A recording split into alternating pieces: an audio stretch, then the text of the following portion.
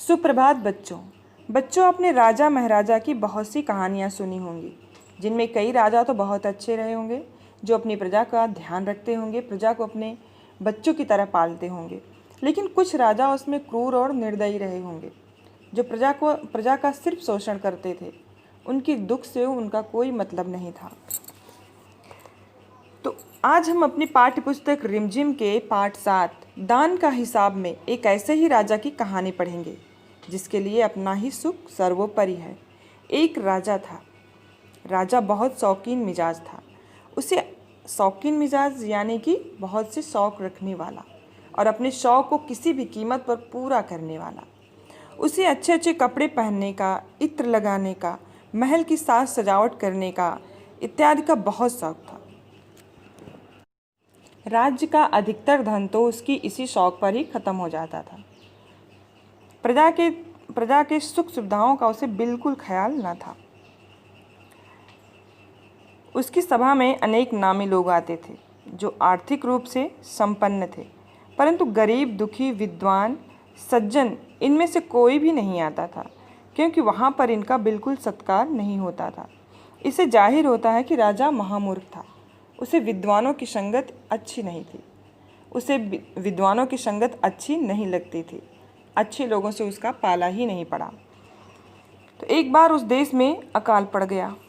अकाल यानी कि वर्षा ऋतु में वर्षा का न होना। और भारत की कृषि मुख्य रूप से वर्षा पर ही आधारित है।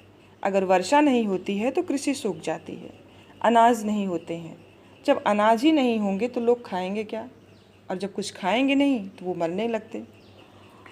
तो इसी तरह से उस देश में भी अकाल पड़ गया और पूर्वी सीमा के लोग भूख प्यास से मरने लगे। राजा ने जब सुना तो उसने कहा कि यह तो भगवान की मार है, इसमें मेरा कोई हाथ नहीं है, मैं इन लोगों की कोई मदद नहीं कर सकता हूँ। प्रजा भूख से मरने लगी तो कुछ लोग राजा के पास मदद के लिए गए। उन्होंने कहा, महाराज आप हमारी सहायता करें ताकि हम अपनी जान बचाने का प्रयास कर सकें। राजा ने उनको फटकार कर भगा दिया। प्रजा ने राजा से सिर्फ 10,000 मोहरों की ही मांग की कि अगर हमें 10,000 रुपये ही मिल जाएं तो हम आधा पेट खाकर भी अपनी जान बचा लेंगे। हम एक टाइम भी अगर भोजन करेंगे तो कम से कम जिंदा तो रहेंगे। राजा को यह प्रस्ताव भी पसंद नहीं आया। वह सहायता के नाम पर एक दमड़ी भी नहीं देना चाहता था। वह मूर्ख राजा अपने ऐशो आराम में यह भूल गया था कि राजा मुख्य रूप से प्रजा का सेवक होता है। राजा को पिता का स्वरूप भी माना जाता है और प्रजा को बच्चों का स्वरूप माना जाता है। यानी एक राजा को अपनी प्रजा की देखभाल बच्चों की तरह करनी चाहिए, जैसे वह अपने बच्चों की देखभाल करता है। प्रजा के सुख दुख का ध्यान रखना उसका धर्म है। राजा उनकी दयनीय दशा का मजाक उड़ाने लगा।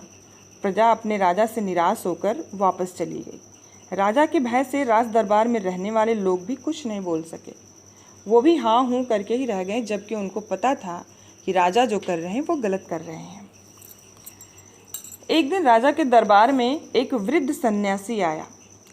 सन्यासी ने राजा की झूठी तारीफ करते हुए कहा, दाता कर्ण, महाराज मैं बड़ी दूर से आपकी प्रसिद्धि सुनकर आया हूँ। सन्यासी की इच्छा भी पूरी कर दें।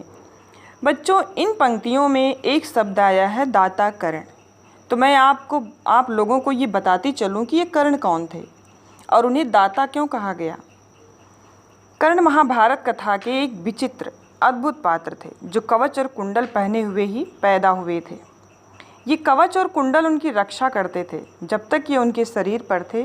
कहा जाता है कि कोई उनसे जीत नहीं सकता था। लेकिन ये भी उनके बारे में प्रचलित था कि कर्ण बहुत दानी थे। वो प्रतिदिन नहाने के बाद, स्नान के बाद 100 ब्राह्मणों को दान देते थे। उस समय उनसे कुछ भी दान में मांगा जाता तो वो दे देते थे।